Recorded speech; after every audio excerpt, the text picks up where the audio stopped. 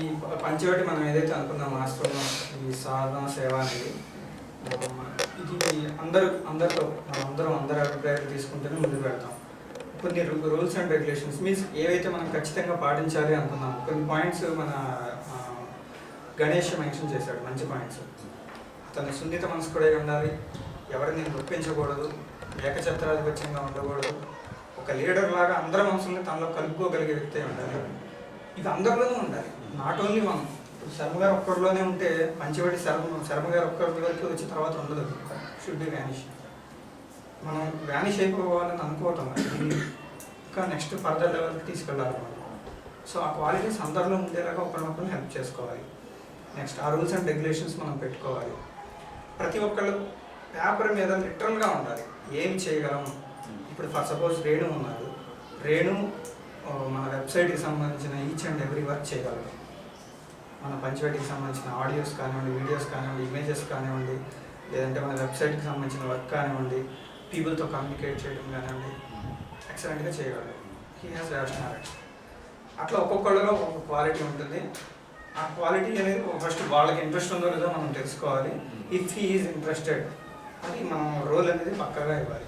Next వచ్చేసి ఆశ్రమం అనేది స్టార్ట్ చేసిన తర్వాత, రిజిస్ట్రేషన్ చేసిన తర్వాత రకరకాల పదవులు ఉన్నాయి. నా రిక్వెస్ట్ ఏంటి అంటే అట్ దిస్ పాయింట్ అసలు పదవులు అనేవి ఎవరికి మెన్షన్ చేయొద్దు, అవసరం కూడా లేదు. పని చెప్పండి. పని అంటే కారణం ఎందుకు చెప్పానంటే పదవులు అన్నది ఒక స్ట్రక్చర్ అవసరం మనకి. ఫస్ట్ నుంచి కూడా స్ట్రక్చర్ ప్రకారం వెళ్దాం. అంటే మనకి పదవులు ఆశించేటువంటి కాదు, మనం బైలాస్ రాసుకుంటాం, రూల్స్ అండ్ రెగ్యులేషన్స్ రాసుకుంటాం, అన్నీ వస్తాయి, స్లోగా వస్తాయి అవన్నీ.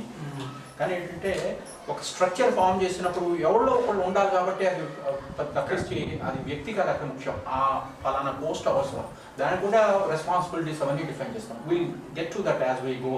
Okay, will get to that. Okay, అయితే ఇక్కడ ఒక్క పాయింట్ మటుకు నేను చెప్పదలుచుకున్నాను. ఏమిటంటే సంస్థాగత పరంగా ఉండేటువంటి పనుల్లో చాలా వాటిల్లో నేను శర్మ గారిని ఇంక్లూడ్ చేయకూడదు అనుకున్నాను. కారణం ఏమిటంటే ఆయన బాగా చేయడం నా ఉద్దేశం కాదు. ఆయన రోల్ నా దృష్టిలో వేరు. ఆయన ఒక గురువు కింద మనకి సంస్థకి ఆయన లీడ్ చేసేటువంటి రోల్ వేరు. సంస్థాగత పరంగా ఉండేటువంటి ఏదైనా ఇబ్బందులు కానీ చాలా బాధగా కానీ ఆయన తెలియకూడదని కదా, ఆయన తెలుస్తుంటాయి. కానీ ఏంటంటే ఆయన దగ్గర నుంచి మనం ఏమి ఎక్స్పెక్ట్ చేయకూడదు. This is something I want to tell everybody. Okay, అది అంతకంటే ఇంకా నేను ఎక్కువ కామెంట్ చేసేటువంటి లేదు దాని పరంగాను. ఇంకా మిగిలిన విషయాలు ఇంకా ఎవరన్నా అంటే శర్మ గారు మాట్లాడే లోపల ఇప్పుడు మనం ఇలా డిస్కస్ చేసుకుంటుంటే గబుక్కుని మీకు కొన్ని ఐడియాస్ కూడా వస్తుండొచ్చు. ఏదైనా ఉందంటే అది కూడా మీరు మెన్షన్ చేయండి, అప్పుడు శర్మ గారు తర్వాత మాట్లాడతారు. ఇంకా అమ్మ మీరు ఏమైనా మాట్లాడతారా? అమ్మ ఝాన్సీ నువ్వు కూడా సరే మాట్లాడతారా? ఇప్పుడు మీరు ఇనిషియేట్ చేశారు మన ఆశ్రమం అనేది ఒక రకంగా చెప్పాలంటే మీరు దాన్ని లేపింది కానివ్వండి, ఆ చర్చ కానివ్వండి, ఆ ఆలోచన లేపింది మీరు. సో మీరు శర్మ గారు మీరు అన్నట్టు మనం ఆయన్ని ఎక్కువ ఇబ్బంది పెట్టకూడదు. ఆయన స్థాయి కానివ్వండి, ఆయన జ్ఞానాన్ని దాన్ని ఎలా ఉపయోగించుకోవాలో అలా ఉపయోగించుకోవాలి. ఈ సంస్థాగతపరమైనటువంటి పనులు అనేవి ఒక రైలు పెట్టికి రెండు ఇంజిన్స్ ఎలా ఉంటాయో ఒక ఇంజిన్ కింద మీరు ఉండి you communicate with all of our youngsters. ఇప్పుడు నా వరకు నేను ఇప్పుడు పిన్ పాయింట్ చేసి నన్ను అడిగితే నేనేం చేయగలను అంటే అందరితో కమ్యూనికేట్ చేయగలను, ఫస్ట్ అందరితో మాట్లాడగలను ఫోన్లో. ఒకవేళ మన ఆశ్రమం ఎక్కడ ఉన్న ప్లేస్ కన్ఫర్మ్ అయింది అనుకోండి, ఇలాంటి ఎక్కడికన్నా వెళ్ళి చూడాలి, అలాంటి దాన్ని నేను తిరగలను. థర్డ్ పాయింట్, ఎక్కడికన్నా వెళ్ళి ఒకవేళ ఆశ్రమం సెట్ అయిన తర్వాత అక్కడికి వెళ్ళి చిన్న మన వసతులు ఏర్పాటు చేసుకోవడము, అటువంటి వాటిలో నేను యాక్టివ్గా పార్టిసిపేట్ చేయాలి. సభాముఖంగా చెప్పేది ఏంటంటే ఇప్పుడు ఇటువంటి వ్యవస్థాపకగత పరంగా ఉండేటువంటి ఆశ్రమాల్లో నియమ నిబంధనలు ఒక రకమైన ఇది ఉంటాయి. మీరు ఏదైనా కనుక if you can get your hands on any of these things try to collect information. అంటే ఏంటి, ఇప్పుడు బైలాస్ లాంటి వాళ్ళకు ఉంటాయి అనుకోండి, వాళ్ళకి ఏదో ఉంటుంది. ఇప్పుడు ఫర్ ఎగ్జాంపుల్ నేను నెల్లూరు వెళ్ళినప్పుడు ఆయనతో మాట్లాడితే వాళ్ళకు ఒక నియమావళి ఉంది, నిబంధనలు ఉన్నాయి. చూశాను, నా మనసులో దృష్టిలోకి వచ్చింది, నేను దృష్టిలో పెట్టుకున్నాను. ఎందుకంటే ఇప్పుడు మనకంటూ ఒక బైలాస్ రాసుకున్నప్పుడు మనకి ఇందులో you don't have to reinvent the way. మహనీయులు కొంతమంది మన కోసం ఇలాంటి వాటి కోసం పెట్టినటువంటిది. ఫర్ ఎగ్జాంపుల్ ఒక చిన్న ఎగ్జాంపుల్ చెప్తాను. ఈ నెల్లూరు స్కూల్కి వెళ్ళినప్పుడు ఆడపిల్లల కోసం ఒక హాస్టల్ ఉంది, మగ పిల్లల కోసం ఒక హాస్టల్ ఉంది.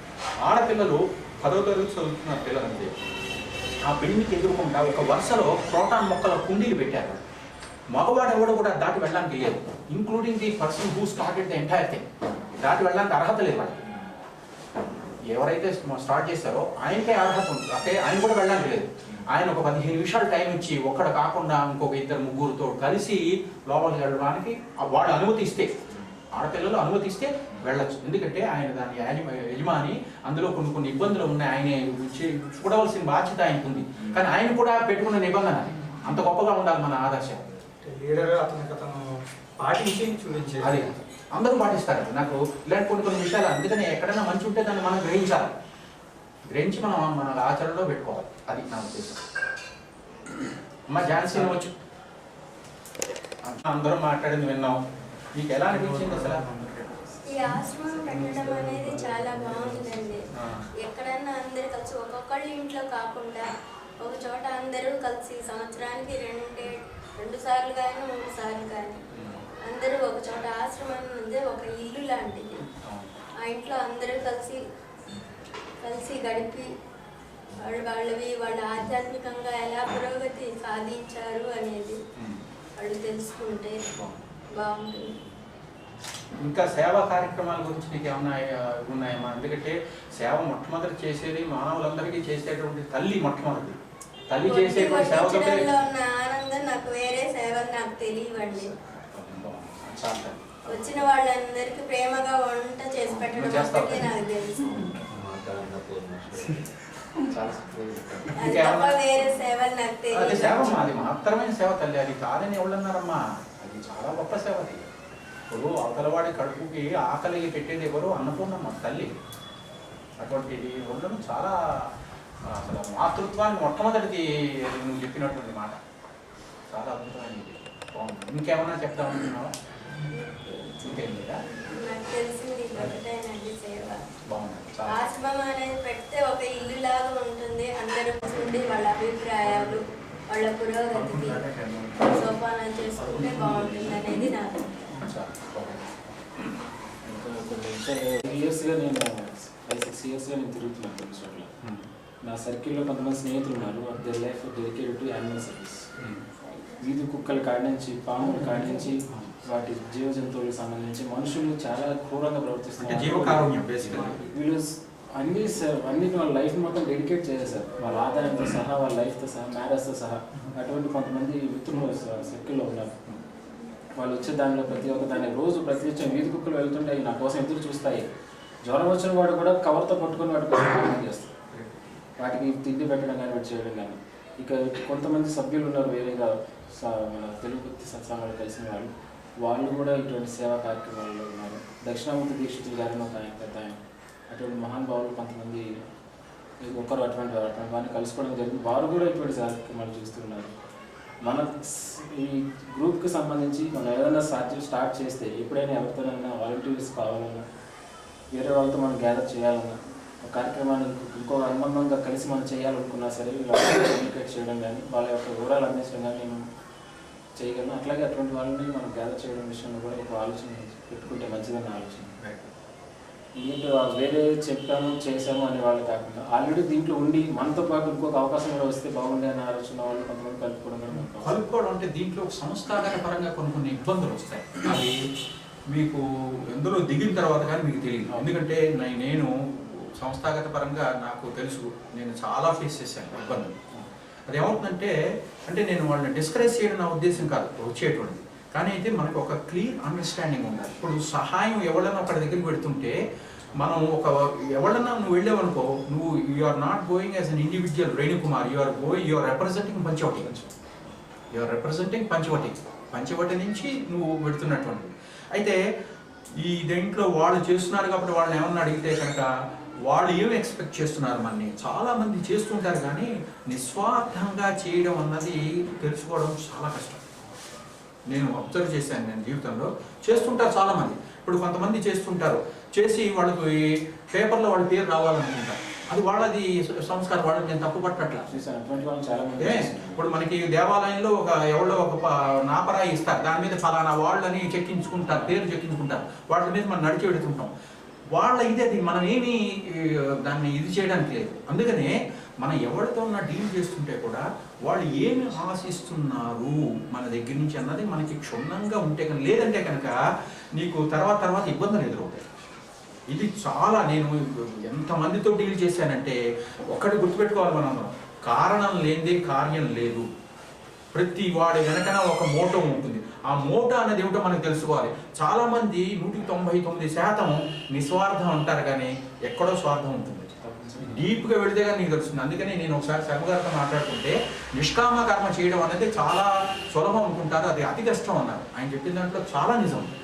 కాబట్టి మనం ఒక వ్యవస్థ కింద నలుగురి దగ్గరికి వెళ్ళి ఒక పని గురించి ఆలోచించేటప్పుడు మనం 1-2 సార్లు ఆలోచించాలి. ఎందుకంటే మనం ఇబ్బందులు పెట్టుకోకూడదు, మన వ్యవస్థను పంచోటిని ఇబ్బందులు పెట్టకూడదు. ఇది చాలా ఇంపార్టెంట్. అది మటుకు దృష్టిలో పెట్టుకోవాలి మీరందరూ. ఇవన్నీ కూడా మనం ఎలా వస్తాయంటే అనుభవపూర్వకంగా అందులో దిగి చేస్తుంటే వస్తుంటాయి ఇవన్నీ. అవునా కదా?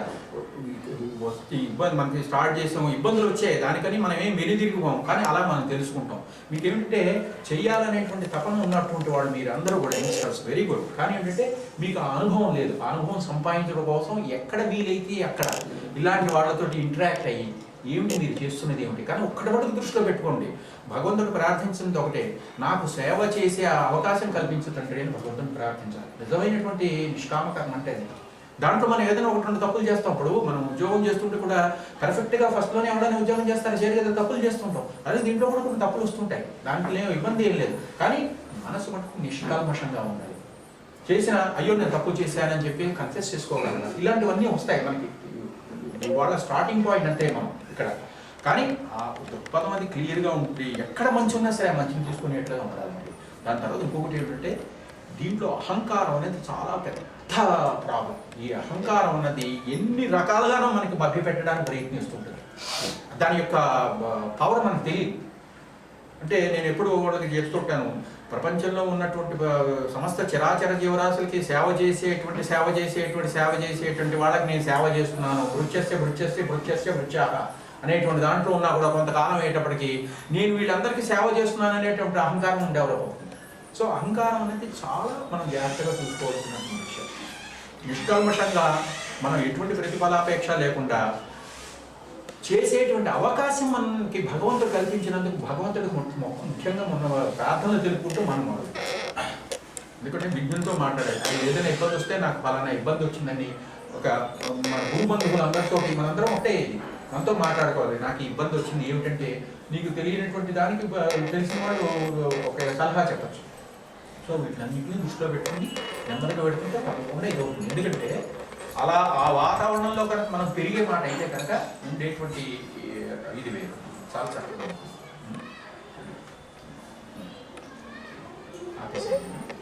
రేణుకుమార్ అక్కడ పెట్టిన డిస్క్ మీద సిటీ అవుట్స్కట్స్లో టువర్డ్స్ గట్కేసర్ భువనగిరి అది వెళ్తే అక్కడ ఓపెన్ ల్యాండ్స్ వ్యాస్ట్గానే అక్కడ కొన్ని ఆశ్రమాలు ఉన్నాయి.